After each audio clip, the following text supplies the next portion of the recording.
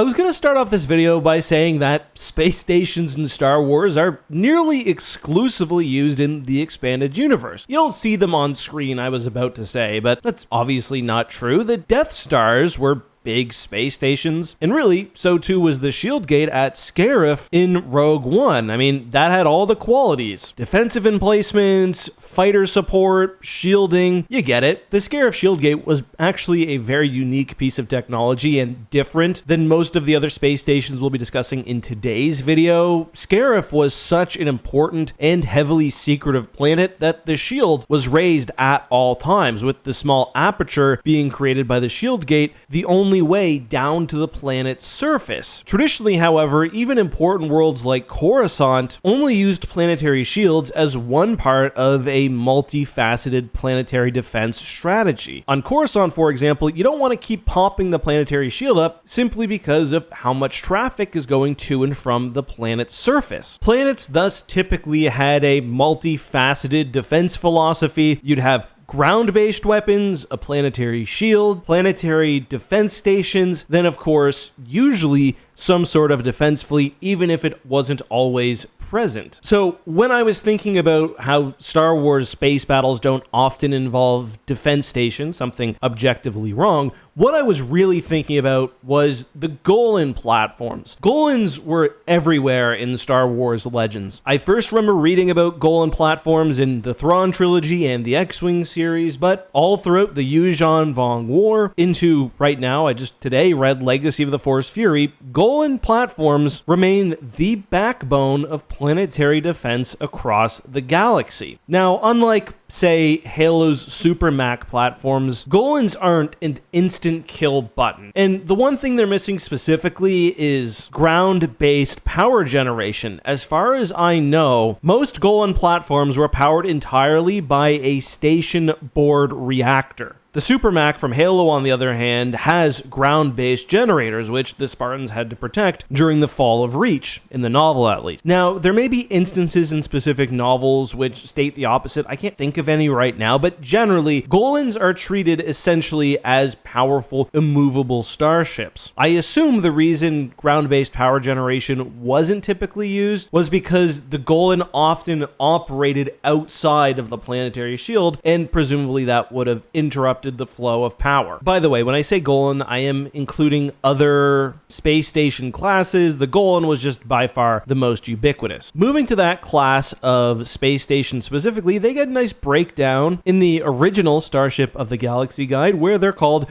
among the most effective planetary defense stations ever built. Manned by dedicated personnel who know they may be the first casualties in an attack on their world. So how common were these platforms and how did they affect invasions? Well, extremely common. Coruscant is routinely depicted as having dozens, if not hundreds, of Golan platforms protecting the planet, and even insignificant worlds would often have at least one Golan platform, even if of an older model. And if you're wondering, how could one station protect an entire world? Well, that comes down to hyperspace exit points, which I covered in a video all about how blockades really work. So as I mentioned, when it comes to an actual planetary invasion, defense stations and Golans represented a big, immovable thorn in an invader's side. And there really is a psychological aspect to leaving a defense station at a planet. For one, and this is a big one, Golans could not be moved, at least not easily. I'll come back to that. That means the realities of war, politics, whatever,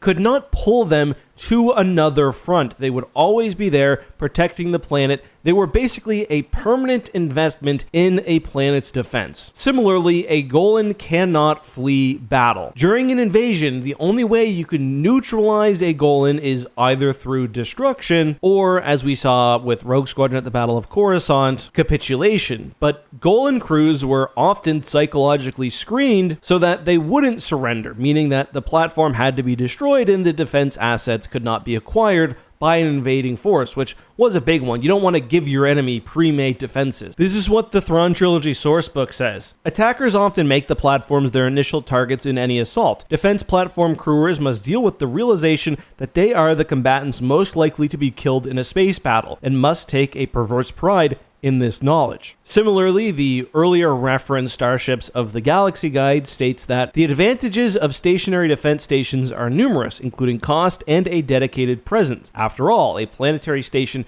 can't be called away to deal with problems elsewhere in the galaxy. So when it comes to design, there were various different Golan models, which I'll get into in a second, but as a rule, Golan stations were extremely robust, with not only a very heavy shield, but also thick armor plating. One of the benefits of not having to move is that, for one, you don't have engines, you don't need the space for engines, your reactor can power the shield and the weapons exclusively, and you've got extra space for more reactor or whatever else. And two, there are no real considerations regarding size, mass, design, anything. Defense platforms were usually symmetrical, often with the bridge or command center towards the middle of the station. Golans would have had significant hangar bays as well, but many planets also had dedicated starfighter facilities, like again we do see at the Battle of Scarif. Often Golans as the command points for orbital defense would work alongside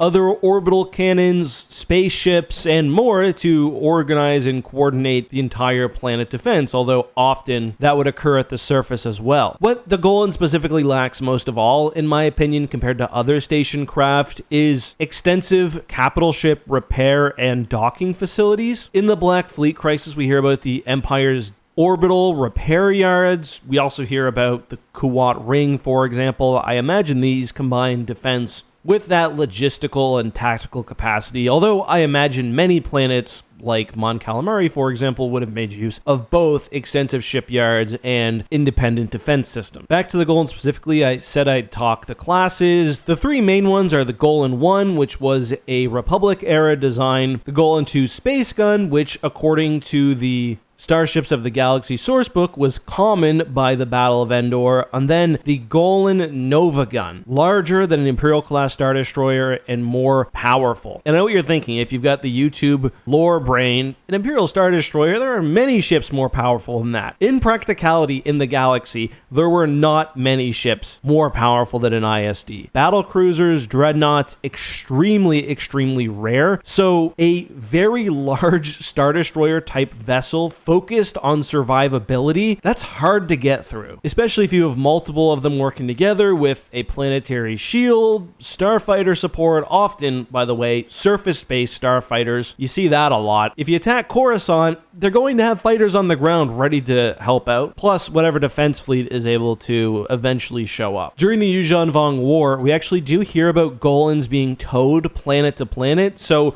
although they didn't have a hyperdrive, they could be moved with special ships, and we do also learn about a Golan which had a hyperdrive and a cloaking system added on later. Anyway, space stations are great. The Golan has made its way to canon, but I'd really love to see a full-on assault of one, or something like an Empress class, which we saw in the Rogue Squadron series. Very cool, very effective pieces of technology. But that's all I've got. Let me know your guys' thoughts on all this and more down below, and I'll see you next time.